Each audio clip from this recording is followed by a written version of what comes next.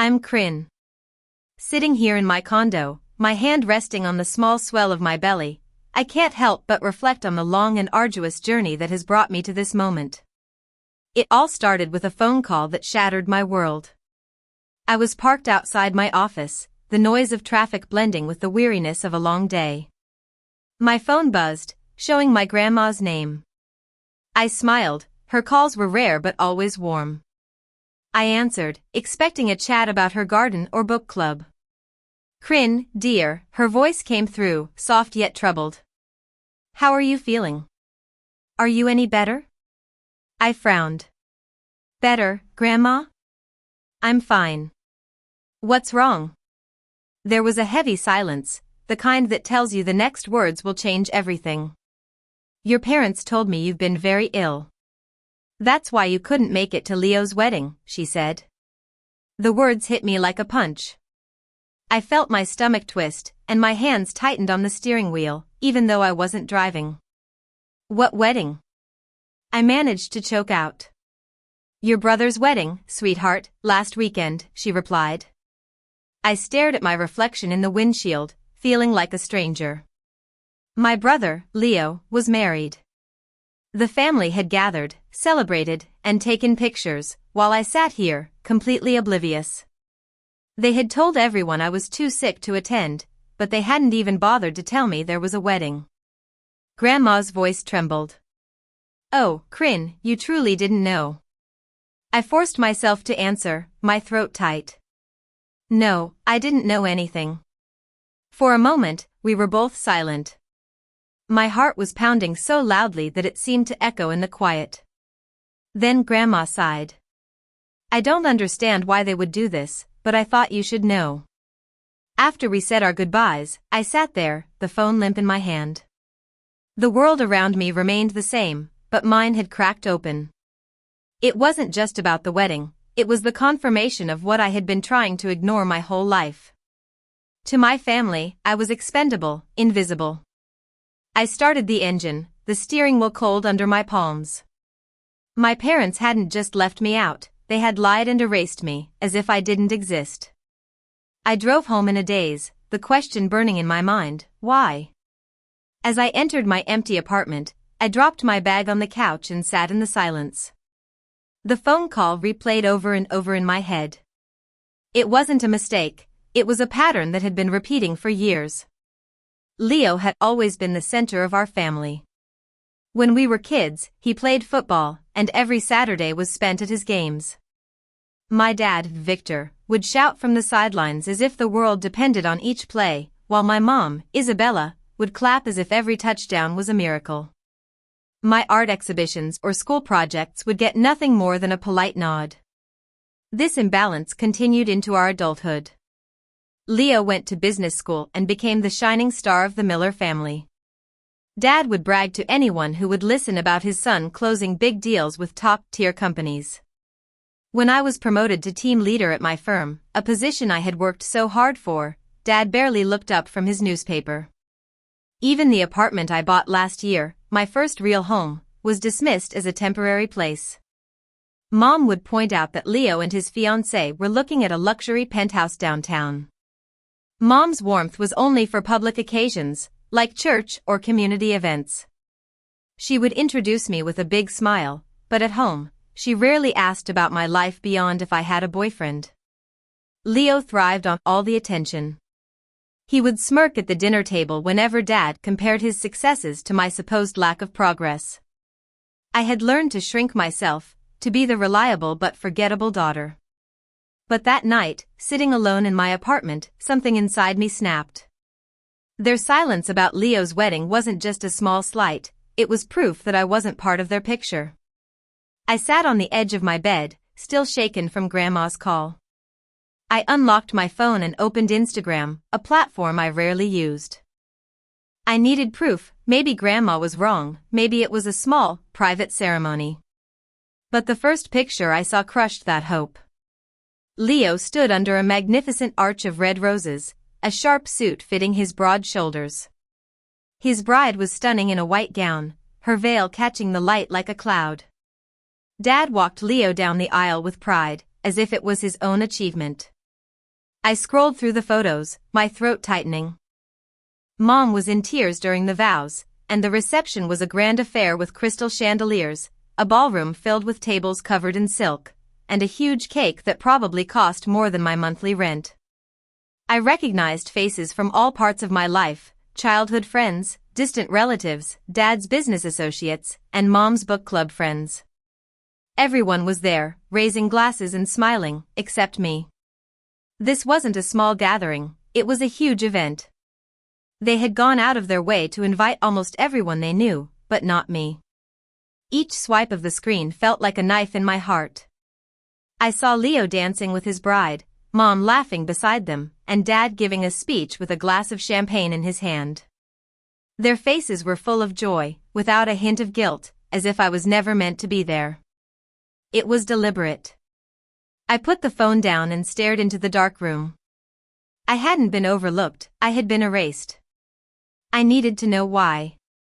I drove to my parents' house in a fury, my grip on the steering wheel so tight that my fingers ached.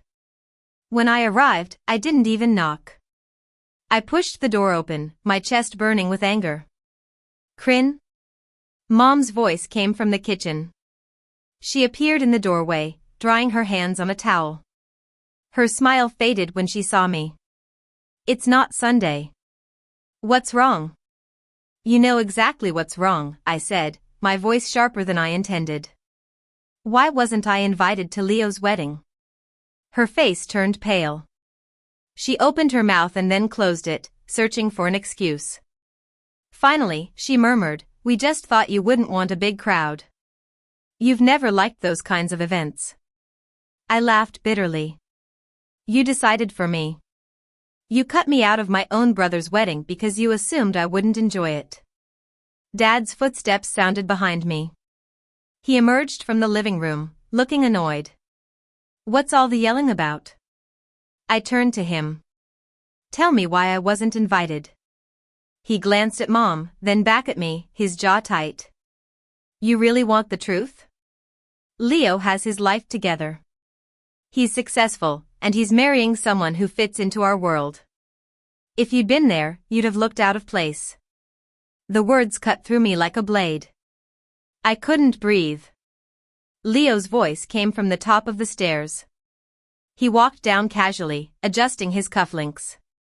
Honestly, Kryn, it would have been awkward. Everyone knows you don't fit in here. Something inside me snapped. Then don't expect an invitation to mine. There was a moment of silence. Then Dad chuckled and shook his head. Be serious. You'll never get married. I didn't answer. I just turned and walked out the door, their laughter following me into the night. I promised myself they would regret underestimating me. That night, I lay awake in my condo, their words replaying in my head. Pathetic, awkward, never get married. The irony was unbearable. They knew so little about me, yet they judged my entire worth. They never asked about my work, never noticed the long hours I spent on projects. When I was promoted, I celebrated alone with a glass of wine. I wanted to share the news, but at Sunday dinner, Leo would always interrupt with his own stories. But what they didn't know was about Ethan. We met in college, two students in different majors who became friends during study sessions. Life took us in different directions for a few years, but then I found him again at the company where I worked. He was already in a high-level position, confident and charming. Later, I learned that his father owned the company, a well-known figure in the business world. Ethan never used his family's wealth to show off. He valued hard work, respected my independence, and loved me in a way I had never experienced at home. 6 months ago, he proposed to me. I wore his ring every day, but my family never noticed. We kept our engagement quiet, respecting his family's privacy and my own need for peace. When I told Ethan about the confrontation with my family, he held my hand tightly and said, "Then we choose who deserves to be in our lives." His words gave me strength, and for the first time, I could imagine a future without them. Planning our wedding became a quiet joy. Ethan's mother suggested an old mansion in the countryside, a place with beautiful gardens and a historic chapel.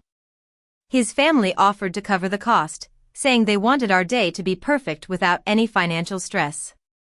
We kept the guest list small, just 30 people. My grandma, who had always been my rock, my aunt and cousins, the only relatives who had always supported me, and a few close friends. It wasn't about the number of guests, it was about belonging. But the question of whether to invite my parents lingered. Late at night, I would think about it. Then I would remember their laughter, Dad's words saying I'd never marry, and Leo's smirk. The pain was still too fresh. I couldn't let them ruin my special day. One evening, Mom's number flashed on my phone. Against my better judgment, I answered. "Crin," she said quickly, almost out of breath. "Your grandma mentioned something. Are you really getting married? Please tell me we're invited. We're your parents, we deserve to be there." Her words used to have meaning, but now they were empty. "You made it clear at Leo's wedding where I stand in this family," I told her calmly. "I won't let you in just because it suits you now." There was a moment of silence, then a choked breath. "You'll regret this," she whispered. I ended the call, my chest tight but my resolve unshaken. Word spread quickly. Within a week, Leo called. "So, it's true," he said without a greeting, his voice full of amusement. "You're getting married. Where's it happening? A backyard party? Maybe a community hall?" I didn't respond, and he chuckled and hung up. A few days later, I overheard my parents talking when Grandma accidentally left her phone on speaker. Dad was muttering, "She probably can't afford a real wedding. Maybe a courthouse with some cheap flowers." Mom added, "It's embarrassing. Leo's wedding was a grand event, hers will be nothing." The words made me doubt myself. Would my wedding measure up? Would people think less of it? Ethan found me sitting at the kitchen table, scrolling through pictures of fancy weddings. He put his hands on my shoulders and leaned in. "You're thinking about them again, aren't you?" I tried to deny it, but the tears in my eyes gave me away. What if they're right?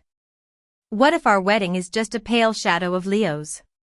Ethan tilted my chin until I met his gaze. "They'll never understand what we're building. Our wedding is about us, the people who truly matter. That's more valuable than any big-scale event."